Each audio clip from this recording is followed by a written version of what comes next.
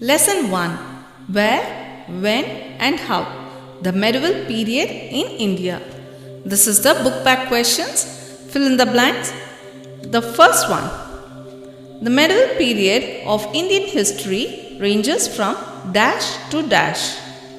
The answer is CE 647 to CE 1700. Second one. The dash served as a barrier that prevented many invaders from entering India. The answer is Himalayas. The Himalayas served as a barrier that prevented many invaders from entering India. Third, the Greeks called India by the name dash, Indica. The Greeks called India by the name Indica. Fourth one. Kalhana wrote the dash. Kalhana wrote Raja Tarangini. Second main, true or false? The Turks and Mongols had no influence on Indian culture. The answer is false. Second, the Cholas and the Pandyas had strong navies. Answer is true. Third, Akbar was an emperor belonging to the medieval period. Answer is true. Fourth one, the Raja Tarangini is a history of the Chola kings. The answer is false. Fifth one, Marco Polo was a Persian traveler. Answer is false. Third main, answer in brief. Number 1. Write a short note on the term Sapta Sindhu. Indian subcontinent known by various names through the thousands of years of its history. Second point, Vedic age Sapta Sindhu, meaning land of 7 rivers. Third, River Indus, Jhelum, Chenab, Ravi, Beas, Sutlej and mythical Saraswati. Fourth point, Sindhu means Indus in Sanskrit. Number 2. What are Prashastis? Why are they not always authentic? Prashastis are long poems found in inscriptions praising the achievements of kings.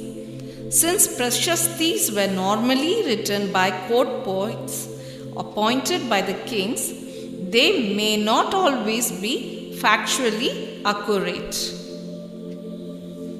What kinds of informations can be drawn from paintings? Answer. Paintings are an important source of information. The paintings serve as a record of the lines of descent of the kings and nobles. They also tell us about the nature of society, the way of dressing, the customs followed, important events, the life of the common people, along with other features of that period. Number 4. Name 2 Indian literary sources of medieval history. Answer. 2 important biographies that are literary sources of Indian medieval history are the Raja Tarangini by Kalhana and Prithviraj Raso, composed by Chand Bardai. Number 5. Mention 3 foreign travelers to India in the medieval age and the places they came from. Answer. Al-Baruni, the Persian traveler who came to India with Mahmud of Ghazni. Ibn Battuta, the Moroccan-born traveler who wrote about the reign of Muhammad bin Tughlaq. And Marco Polo, the Italian traveler. Fourth main, answer in detail. First one, write a brief note on the medieval period of Indian history. What 2 events mark the beginning and end of this period? Answer. The medieval period of Indian history is said to extend from 647 CE with the death of Harsha up to 1700 CE with the breaking up of the Mughal Empire and the establishment of British power in India. The medieval period saw far-reaching changes in all fields: political, social, cultural and economic. In North India, several independent kingdoms had come up after the breakup of Harsha's empire. These kingdoms frequently fought with each other, trying to establish supremacy. Taking advantage of this political instability, many tribes from Central Asia like the Turkish, Afghan, Persian and Mongol dynasties entered India and went on to establish mighty empires in India. In the beginning of the medieval period, South India remained largely unaffected by the events in the north. The Cholas and the Rashtrakutas flourished in the south. Second one, describe the effects of the physical features of the land on the history of India. Answer: India is a vast land with a 5,422 kilometers long coastline. The Himalaya mountain ranges, which extends for over 2,575 kilometers along the north of India, cut off the Indian subcontinent from the rest of Asia. This resulted in India being physically and culturally distinct from the rest of Asia. The Himalayas have posed a barrier for many who have wanted to conquer this land. The passes or points which are lower than the surrounding peaks have allowed travelers and invaders to enter India through the northwest. Many invaders like the Turks and the Mongols have had a powerful impact on the culture and society of India. Due to the distinct nature of India's physiographic features, India's history developed differently in different regions. The northern plains, basins of Ganga and Indus, were the seat of many great empires. This region also faced the constant threat of invaders. The southern peninsula was safe due to the Satya Vindhya mountains acting as barriers. Third, explain with example how inscriptions and coins serve as sources of history of medieval India. Answer: inscriptions are writings engraved on hard surfaces like metal, rocks and stones are an important source of information about India's past. Example: copper plate inscriptions found around the temple of South India. Inscriptions belonging to the Chalukya period found at Aihole and Pattadakkal. Coins are pieces of metals that are used as money, usually issued by the ruler of a kingdom. Coins give us information about the kingdom, confirms dates during which particular kings ruled, the special interest of the rulers, their achievements, etc. Example: gold coins issued by Balban, silver coins issued by Muhammad bin Tughlaq, etc. Fourth question. Explain in detail how monuments and buildings are useful source of information on medieval India. Answer: monuments and buildings, temples, palaces and mosques can tell us not only of religious practices but also about the political, economic and social conditions of the time. Example: mosque like Jama Masjid in Delhi forts like those at Delhi, Gwalior, Agra and Mandu. Tell us about the style of architecture followed at that time.